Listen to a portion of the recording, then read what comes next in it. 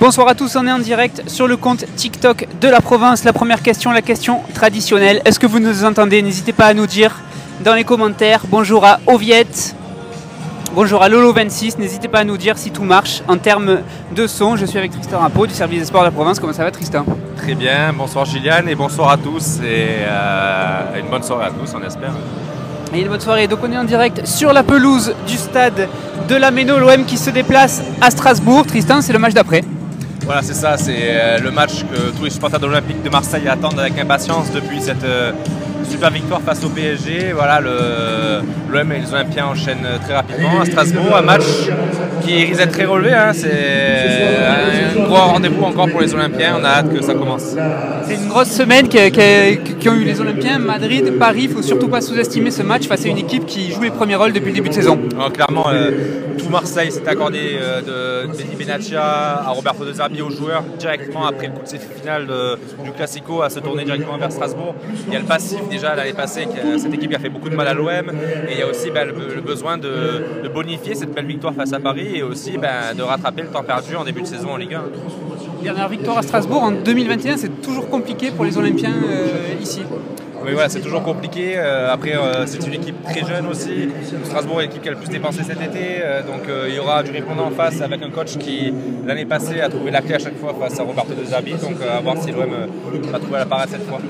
En tout cas, peut-être que la réponse se trouve dans la composition d'équipe qui est un peu surprenante, on va dire. On va la donner, cette petite composition, s'excusant pour le bruit autour parce que le speaker a décidé de parler pendant qu'on commençait ce live. Ça devrait être donc Geronimo Rulli, évidemment, dans les buts. Défense centrale, Balerdi, Aguerd, entouré de Medina et Murillo.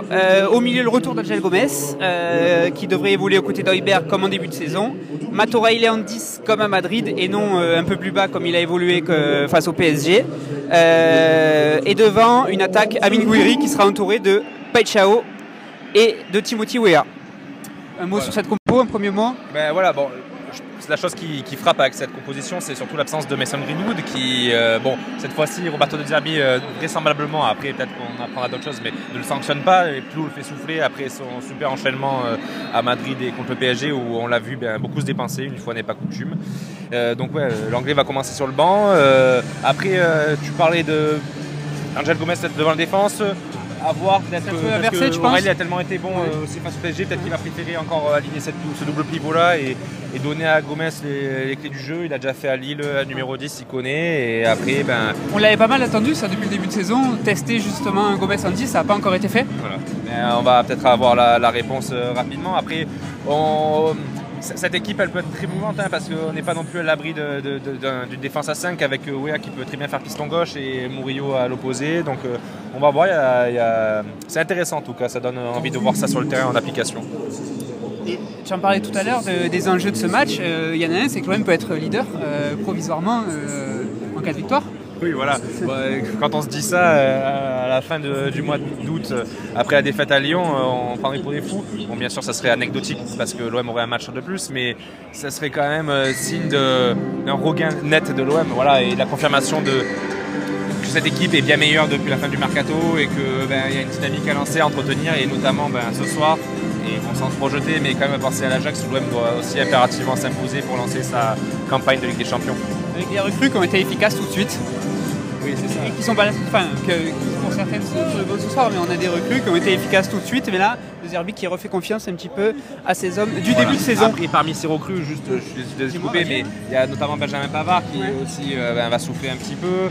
Mais celle qu'on attend peut-être plus que les autres, c'est Igor Paixão qui, après avoir connu une grosse blessure qui l'a handicapé tout l'été, n'a pas forcément convaincu. Après, on va lui laisser le temps, mais ce soir, voilà, il a peut-être une carte à jouer et un peu lancer aussi son aventure à l'OM. C'était peut-être la déception de son déchet Paris, mais c'était sa première titularisation. Ce soir, comme tu dis, il peut se lancer, il peut lancer son aventure. Voilà, clairement, oui. Et trouver du rythme, surtout, je pense que c'est ce qui lui manque. On l'a senti un peu emprunté face au PSG, malgré une application certaine et irréprochable, parce que c'est un de ceux qui a le plus couru sur la période où il a joué. Mais voilà, ce soir, on va voir dans cette attaque un peu expérimentale comment il va se trouver et comment l'OM collectivement va aussi pouvoir combiner, parce que ça aussi c'est moins d'automatisme a priori sur papier, à voir ce que ça donne sur le terrain de la Méno. Je vais lire un petit peu vos commentaires. La compo SVP, alors la compo on vient de la donner mais on va on va te la redonner si tu veux. Mon ami, ce sera Rouli, défense centrale, Balerdi à Guerde, entouré a priori de Medina et Murillo. Milieu, à voir comment ça se dispose, Angel Gomez, Matoraile, Pierre-Emile Heuberg et Pachao et Wea sur les ailes et Gouiri en neuf. Maintenant, ouais. Voilà pour la compo.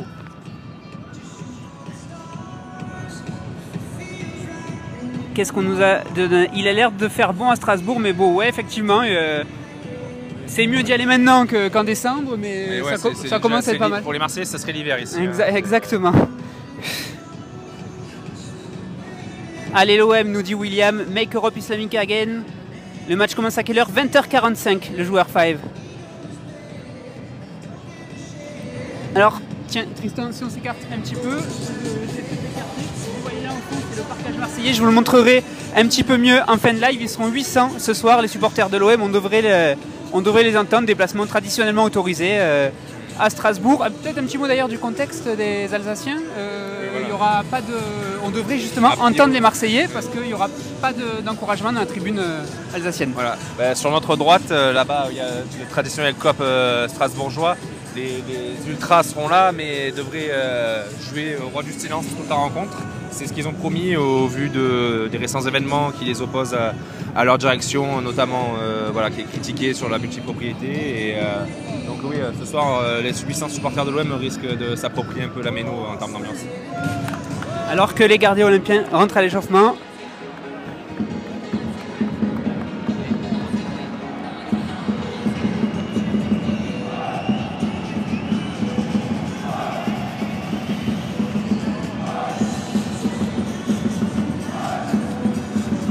Vous voyez les gardiens olympiens qui sont rentrés à l'échauffement, notamment Jérôme Moroli et Jeffrey Delange.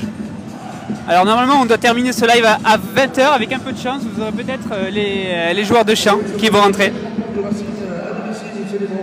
L'anniversaire de l'un de nos jeunes supporters, il est arrivé en bord de nous avec l'équipe sportive. On va souhaiter ce soir un très bel anniversaire à Maël. C'est qui le match? Avec quelques animations dans le stade de la Méno. N'hésitez pas à nous donner vos pronos dans les commentaires.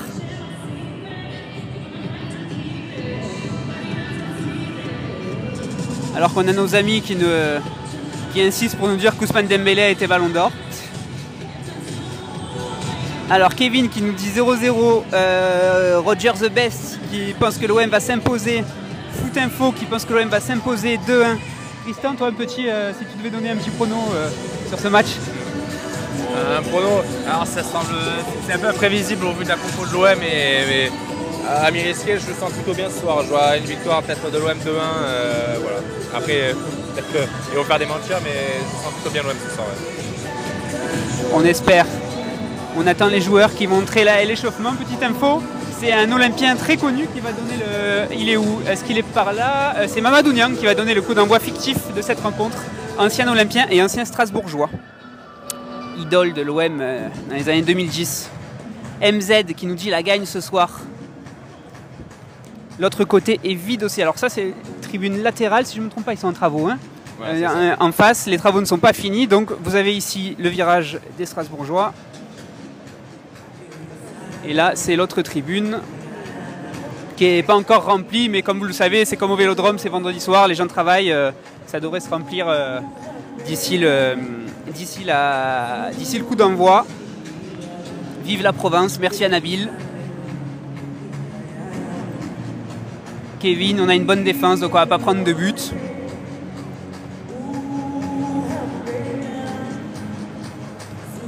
Alors on doit terminer ce live à 20h pile. Après on va se faire sortir du terrain, donc on va espérer que voir les Olympiens sortir.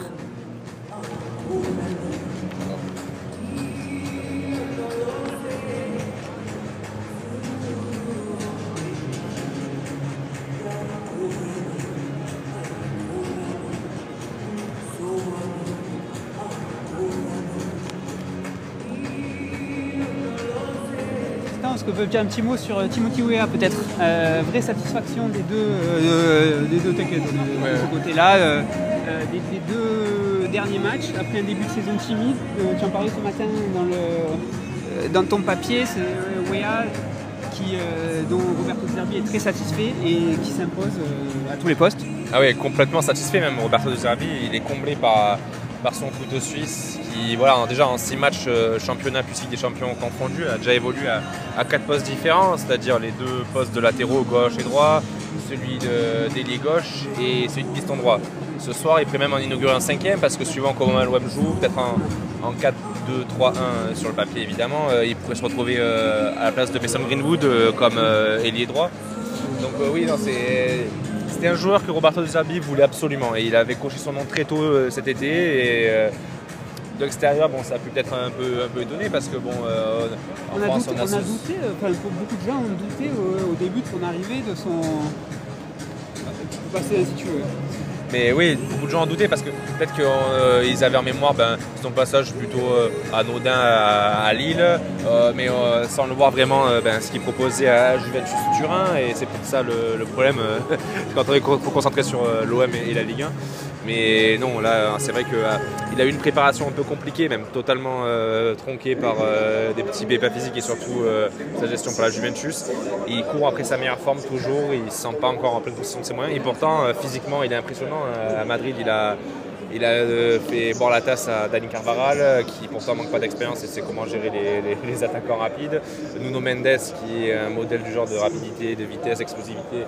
Il a aussi beaucoup de mal à le contenir face à Paris. On a vu ses qualités offensives et défensives. Ah oui, non, mais c'est un joueur complet et De Zerbi l'a dit très bien en fait en conférence de presse hier. Avoir un Timothy Weah dans son équipe, ça revient à avoir 2 à 3 joueurs en réalité parce qu'il peut couvrir quasiment tous les postes du terrain. Il est encore aligné ce soir. Un mot sur le retour d'Angel Gomez, on en a un petit peu parlé tout à l'heure. Il avait annoncé comme titulaire en prépa, titulaire sur les 2 premiers matchs.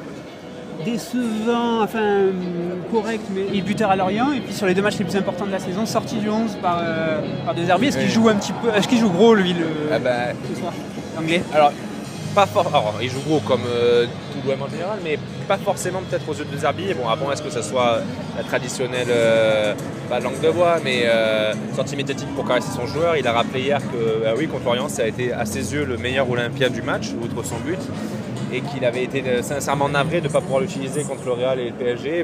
D'un point de vue en fait tactique, pour lui, il n'était peut-être pas en mesure de faire ce qu'il réclamait, notamment peut-être dans le jeu sans ballon. Il avait espéré le faire rentrer sur la pelouse du Bernabéu avant l'exclusion de Dani Carvajal.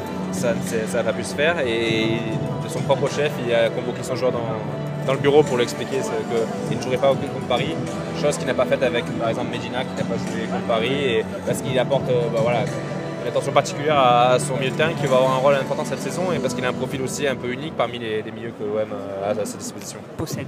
Peut-être intéressant contre les blocs bas, ce sera peut-être l'un de ses rôles dans la saison. Oui, voilà, ça sera à lui aussi la caution un peu patience, parce qu'il y a la patience qu'on déplore et celle que réclame De Zerbi, c'est celle de manœuvrer un bloc gauche-droite jusqu'à ce qu'il crée un décalage, et lui, ça sert parfaitement dans cette stratégie-là et dans ce profil de joueur. Alors je vais lire une dernière fois vos commentaires. On va espérer que les Olympiens rentrent dans la minute parce qu'on va devoir couper à 20h pile. Sinon, malheureusement, vous n'aurez vu que les gardiens. Romain qui nous dit allez l'OM, Garja qui nous donnait son prono, qui nous donnait le match nul. Kevin, la compo, on l'a donné plusieurs fois, mais ce qu'il faut retenir, c'est que Greenwood est sur le banc, Pavard est sur le banc. Derrière, je te laisse aller voir sur le site de la Provence. Tu auras la compo intégrale. Captain Haddock qui nous a suivis, merci. Nutrition sportive, c'est où ce stade? C'est à Strasbourg où l'OM joue ce soir en ouverture de cette journée de Ligue 1. Inconnu, tu vois qu'on répond, tu nous dis qu'on répond pas, mais finalement on répond. L'accusateur qui nous dit victoire obligatoire, ça c'est son prono. Ezer36, pourquoi les ultras du RCSA font grève? Ils font grève parce qu'ils contestent la multipropriété imposée par le club et plusieurs mesures à leur encontre ces dernières semaines. Oui, notamment avec leur capitaine Emmanuel Emega qui a fait beaucoup de mal à l'OM la saison passée, notamment à Balerdi. Ça sera le petit duel, hein? Voilà, c'est ça. Et ouais, ça sera le duel. Et dont le transfert à Chelsea, propriétaire de Strasbourg, a été annoncé en cours de saison. Et avec une photo à l'appui, et c'est très mal passé pour les supporters strasbourgeois qui voient leur capitaine peut-être concentré sur notre club. Il y a eu des banderoles pour Spen de Salah, pour Spen de la direction, Marc Keller, le président de Strasbourg. Et en réponse, la direction de strasbourgeoise a pris des mesures un peu restrictives. Et en réponse de quoi, une nouvelle fois, les ultras de Strasbourg prolongent leur grève cette fois. C'est ça. Alors on nous demandait un gros plein sur les supporters marseillais, on va essayer. Alors que Pancho Abardonado vient de rentrer sur le terrain. Pancho Abardonado vient d'entrer. On va peut-être avoir l'échauffement, les amis. Ça va être juste. On va essayer de gruger un petit peu. Ah, là voilà. Non. Ça c'est le Strasbourgeois.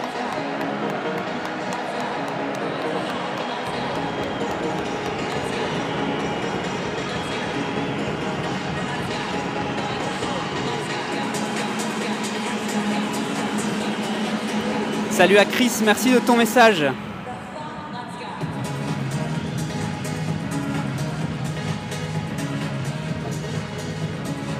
Bon les amis, on va devoir se quitter. Il est l'heure. Merci d'avoir suivi ce live. Merci à tous pour vos messages. N'hésitez pas à suivre la rencontre sur le site de la province, demain dans le journal et retrouver toutes les réactions en vidéo sur les réseaux sociaux. Bonne soirée, bon match.